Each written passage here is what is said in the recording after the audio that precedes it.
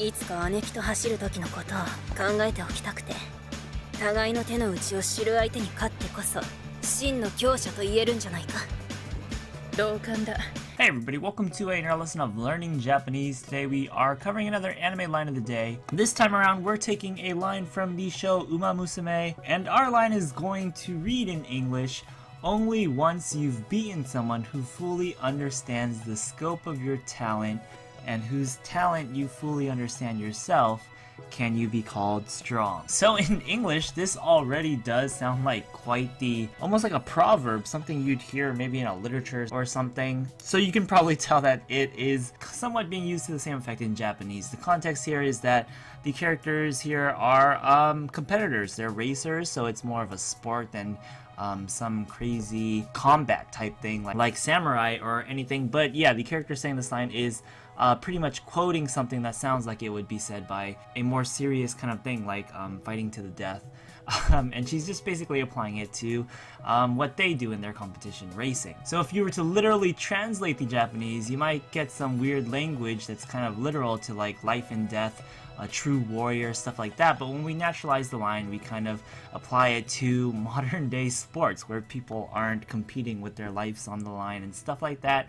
So of course what we need to do is jump into the extra Japanese and see how we go along that process. We don't want to translate it to a true warrior. We can just naturalize that into like being called strong or something. So let's actually hear the line once more before we go into it. 互いの手の内を知る相手に勝ってこそ真の強者と言えるんじゃないか。 Alright, so お互いの手の内を知る相手に勝ってこそ真の強者と言えるんじゃないか. Only once you've beaten someone who fully understands the scope of your talent and whose talent you fully understand yourself can you be called strong is our natural translation for that.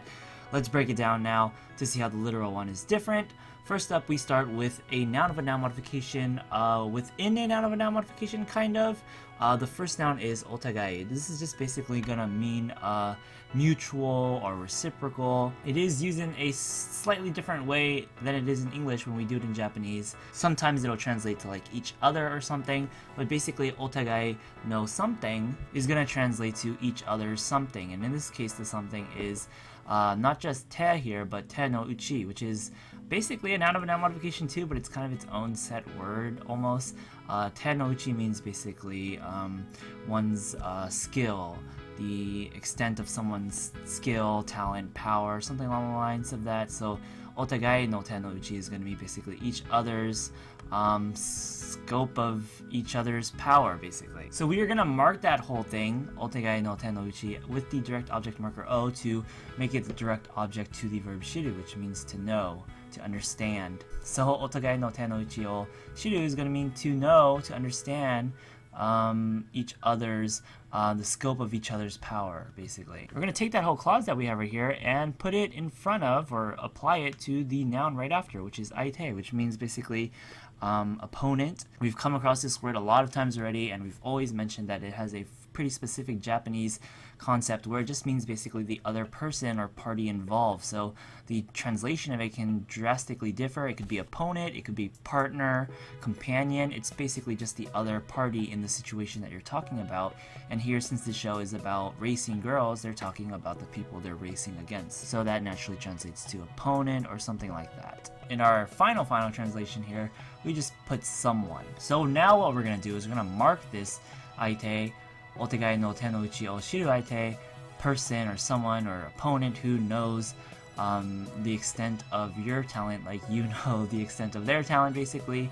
We're going to mark that person with the particle ni because we're using the verb katsu, which means to win, and when we say to win against someone, over someone, we use the particle ni. So something ni katsu means to win against that something, and of course that something in this case is that very long thing that we just covered, the person who knows your talent and whose talent you know. And now what we're going to do is we're going to take katsu, which is a verb.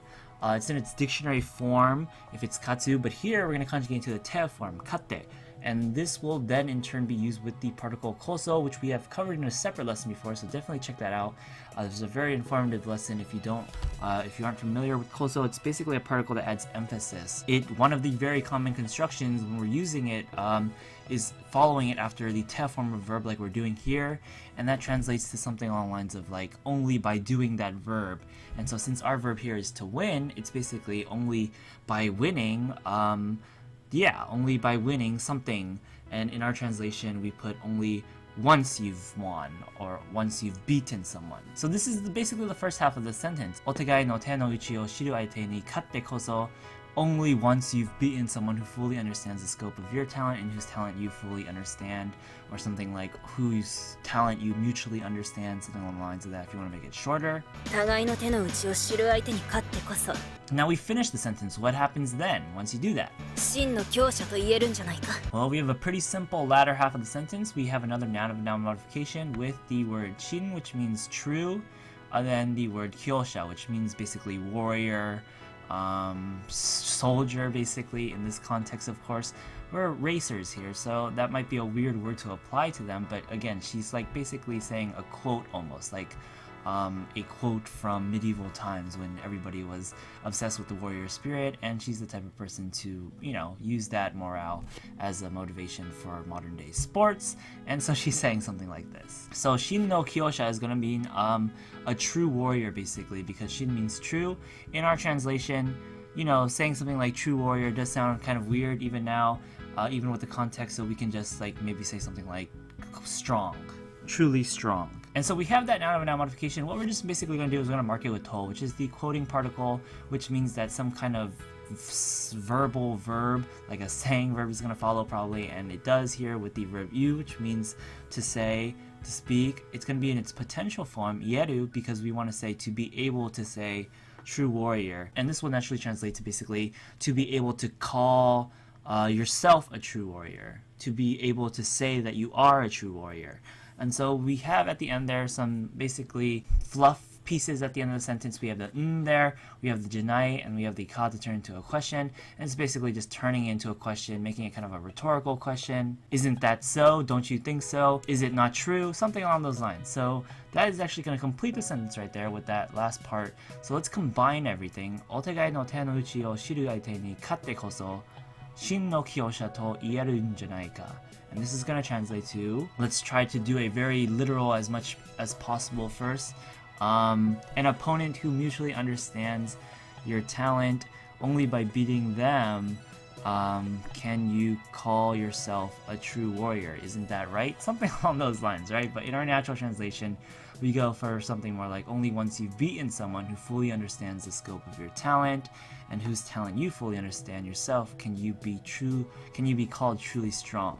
互いの手の内を知る相手に勝ってこそ真の強者と言えるんじゃないか Even that almost admittedly is kind of a mouthful, a bit wordy. If you were to naturally translate it yourself, you might end up with something more, something simpler.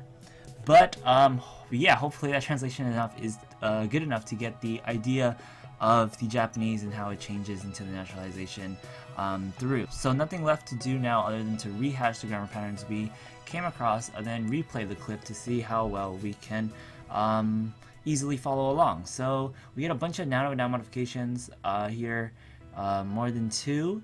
We had a clause basically modifying the noun aite, which means opponent, partner, or someone, whatever, and the clause basically just described them as what kind of aite are they. They're an opponent who knows your talent, and blah blah blah. We had the particle koso to emphasize, and we used it with the te form of a verb, because that's one of the common constructions when using koso, but of course the te form of a verb is its own basically grammar pattern. It's a conjugational form. We had a saying verb with the particle to say basically to say this, to say true warrior, shin no kyousha to ieru. And of course, the saying verb that means to say was in its potential form, so to be able to say as opposed to just to say. And then lastly, the negative nai form with jyanai to make it kind of like a rhetorical question with that ka sending particle there to, again, have a question, an interrogative nuance there. And that is actually going to cover it for that whole line. So yeah, that's all the information right there. Hopefully you absorbed it. Let's play the clip back one more time.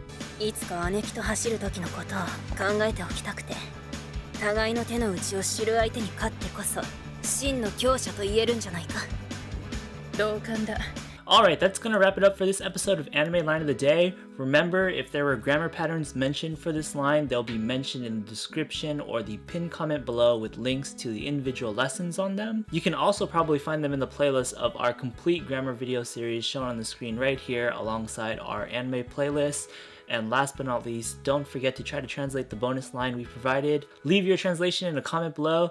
Check out our Patreon, like the video, and subscribe. With all that said and done, see you next time.